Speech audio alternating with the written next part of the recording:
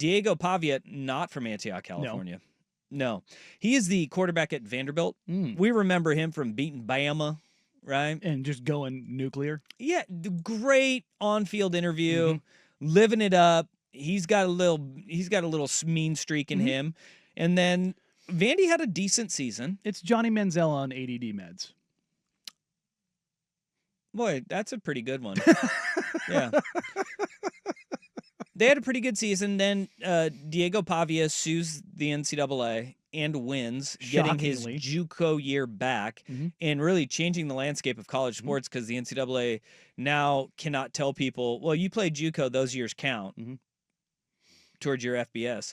He's got another year at Vandy, and he went on the old Bussin' with the Boys podcast, Taylor Lewan and Will Compton, and boy, he was in his Johnny Manziel bag in this one, which makes me I just wish we had Johnny football in this era because things may have been different for him.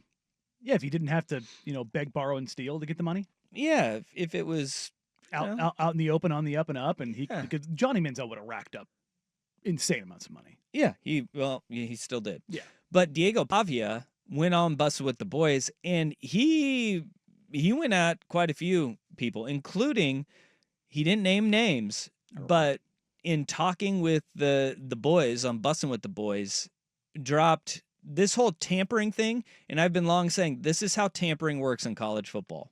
How much after the year was the portal blowing up for you on potential teams wanting you to come be the quarterback for them at a different school? A lot. It was less nuts. like it was less reaching out to me. It was like more reaching out to like my brothers and my family and stuff. Ding ding ding. Was there a dollar amount that you heard that was like holy shit? Yeah, I don't know if I'm supposed to share, but like anywhere from like 4 to 4.5 to leave and go somewhere to else. leave. What conference? SEC. Checks out. Ooh, in conference. In conference. Georgia. Yeah, let's run down the list of quarterback needy schools that have a need to be like ready to go. And it's like A&M, Georgia. Yeah, it's I don't know who it was, but that right, what he described is exactly when people say tampering, he nails it on the head. This is how these things work. Is for those that think a coach reaches out to a player or somebody on the support staff reaches out to a player directly, that's not how these things work. It's the go-betweens. It is somebody in a collective that is not affiliated with the university reaches out to a family member of the player, his, like he was mentioning, his brothers, his parents, whatever, aunts, uncles. They will say, hey, what would Diego think of coming to, Tallahassee Tech for $4.5 million? Just throwing that out there. It's like, what would there be interest there if that were to happen? That's how the tampering has been going on, and it's been widely reported, but people just think that it's like the head coach calls up Diego Pavia and is like, $4 million, $4.5 million. And that's just not how it works. That's the old school bagman way of operations for college football, where when guys couldn't get NIL money, that's the way it worked. That's Cam Newton's dad getting a new church, right? Those are the way that things used to charitable happen. Donation. And it's different because things are on the up and up with the money changing hands. But how they the have frameworks the of portal those now. deals come together, that's a little different. They find their workarounds right there.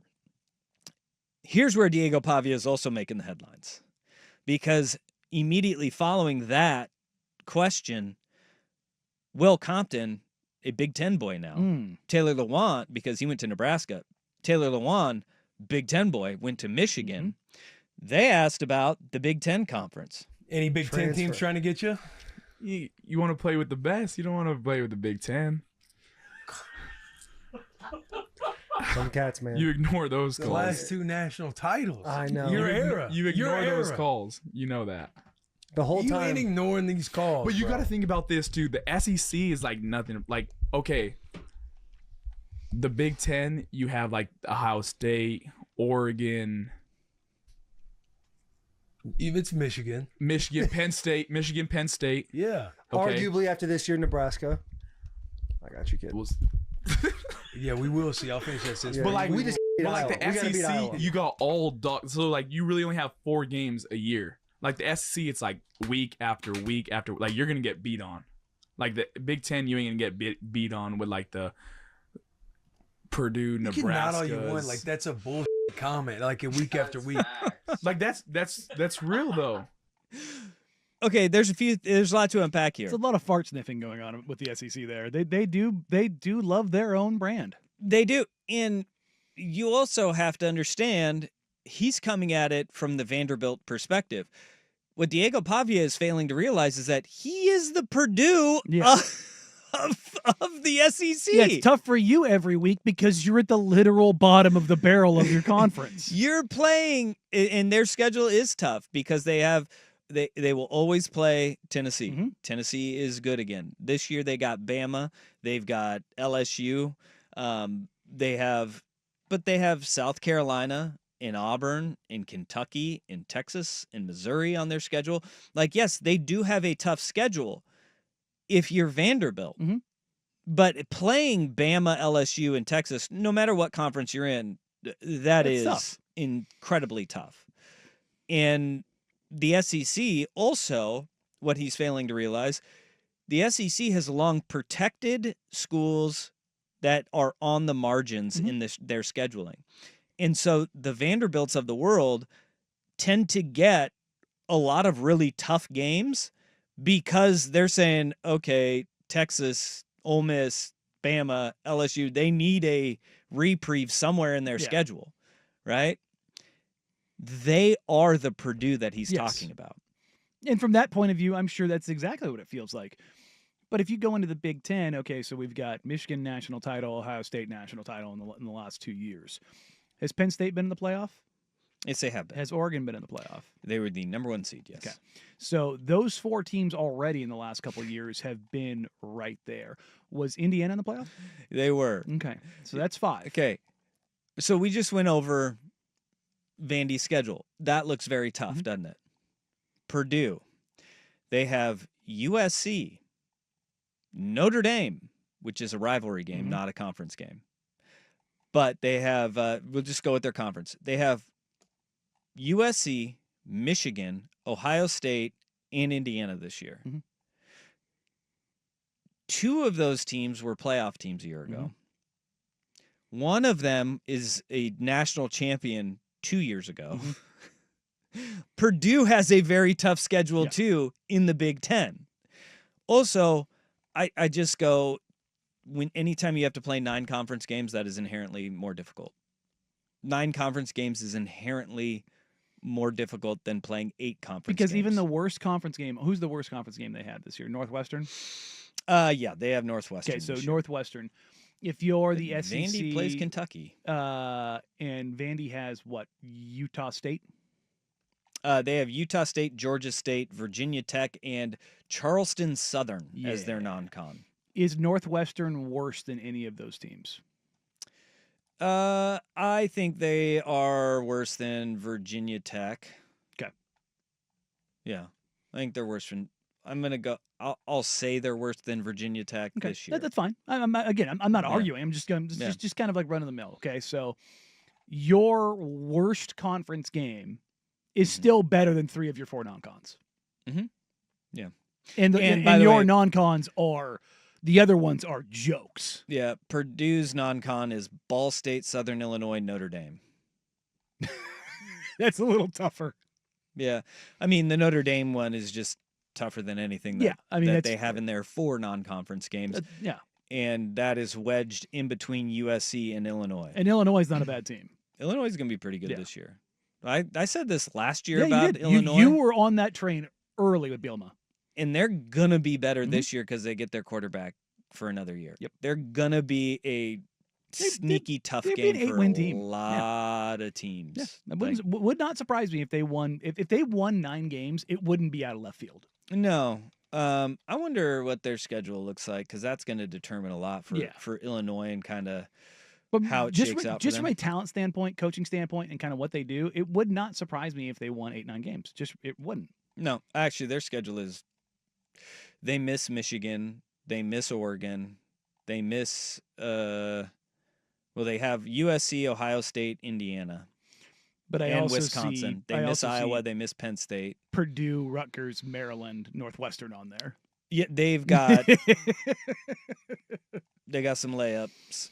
They Duke. got some layups. Duke is on there. Western Illinois, Western Michigan. Yeah, they're gonna rattle off some wins.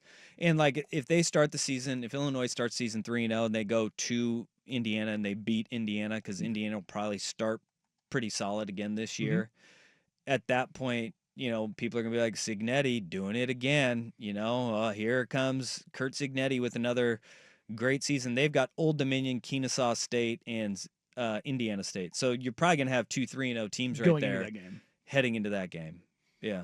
And we haven't even mentioned, and we're talking about the Big Ten, Iowa, who you want to talk about getting hit every week. You may beat them. You're going to come out of that game feeling like hell. It's not going to be a comfortable No. day.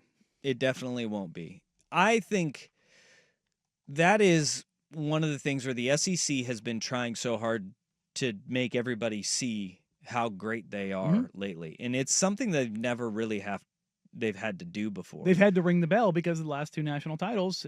They've come from somewhere else. Yeah, and who's in the final? Not them. Yeah. So I think there's a little bit of a sore spot that's showing for the SEC right now. Oh, and rightfully so. I mean, because it takes so much pride in it. And it is an insanely tough conference. I mean, there is no doubt about it.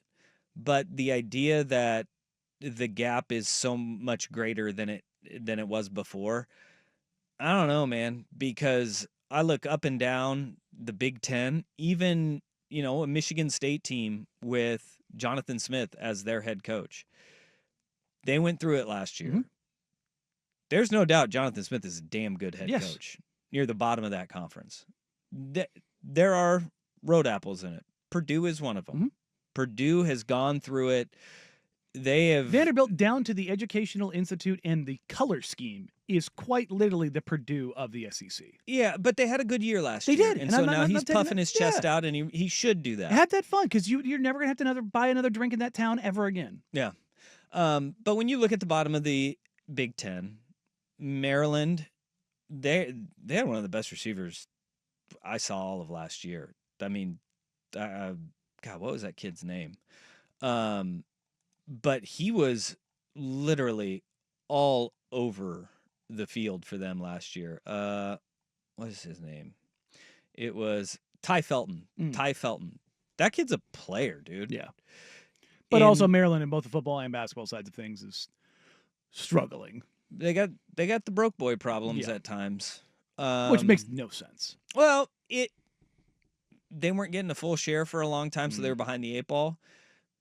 It'll be interesting to see kind of where some of these schools go, because there's this interesting idea that you could see the next wave of realignment be teams going, like a Maryland going, would it be better for us to go to a group of 5 and join the Big East for basketball and kind of go that Memphis route, but essentially line your coffers for a few years in the Big Ten and then say, well, if we want to get a way to get to the playoff in football and still be relevant basketball-wise, we can do that by going Big East in hoops and then play football in a group of 6 where we know the money's not going to be there, but if we continually position ourselves to make a playoff run, we're not just getting our brains beat in on the football field. Yeah, I mean, it's a little Boise State-esque in that line. But one, lining your pockets first and then staying in a basketball, power conference. And in Big East, and the thing we mentioned with them over and over again, because they don't have football programs, you can get a bigger chunk of cash on the basketball side. Yeah. Coaching in the Big Ten is pretty damn good. Lanning, Cignetti, Franklin, Day. Bielema, Ferentz. You have PJ Fleck rowing the boat, Lincoln Riley, Greg Schiano, Jed Fish, Matt Rule, Jonathan Smith. I mean, those are Crap. yeah. That's And I didn't even say loaded. like Sharon Moore, who I thought did a very good job at Mhm. Michigan last year with the mass defections that they had to the NFL draft after winning the national championship. Your head coach leaves and he takes your defensive coordinator with you. Like there was a lot that left with Jim Harbaugh Yeah. on the way out. I thought he did a pretty good job and then went out this year and they backed up the Brinks truck, but they fixed the biggest hole they had, which was at quarterback. Mhm. You know, and there's still a lot to be seen there. But I there's mean, some- Michigan's return to prominence is real, and this is always the question: and is Luke can Fickell at Wisconsin. yeah, God, There's some good coaches, man. there's 10 really good coaches in that conference. Yeah. Yeah. That's nuts. Yep.